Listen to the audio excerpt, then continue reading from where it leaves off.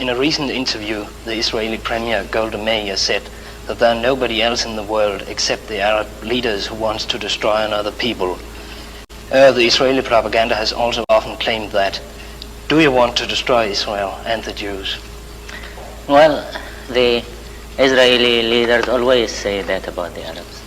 But you can have a look about all my speeches for the last 18 years. Nothing was said in these speeches about something like that.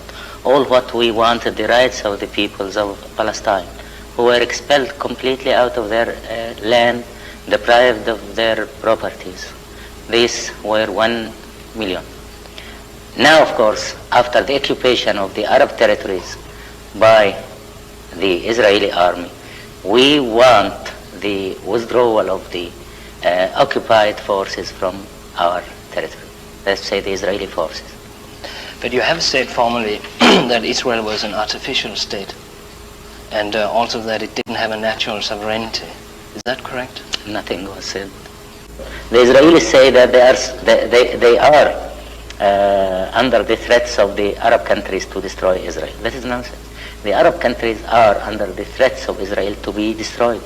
Borders, are you willing to recognize the state of Israel? The borders before the 67 war? Yes. The borders where the Israelis were on the 4th of June 1967.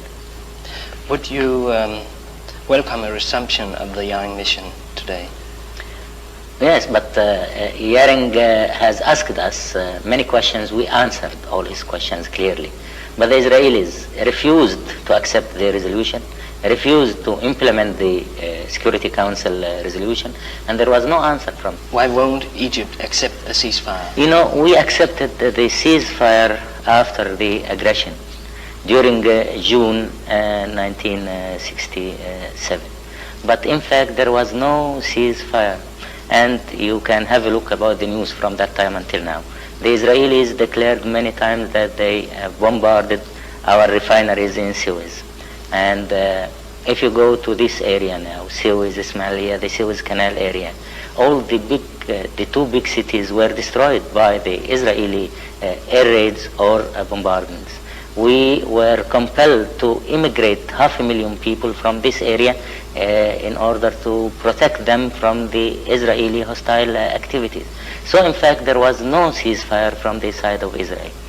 Leave the occupied territories, and then a package deal could be worked out on the basis of the Security Council resolution. You know, there were two Security Council resolutions. The first one was about ceasefire.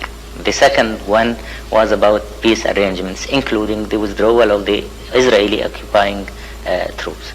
So why we accept the ceasefire alone and the Israelis don't accept the withdrawal? If they accept the withdrawal and arrangements for peace, as it was stated in the November Security Council resolution, well, there will be no need for fire. So there will be ceasefire. May I conclude from what we have talked about until now that you don't expect peace but foresees another war? Well, we want peace, and we accepted the United Nations Security Council resolution.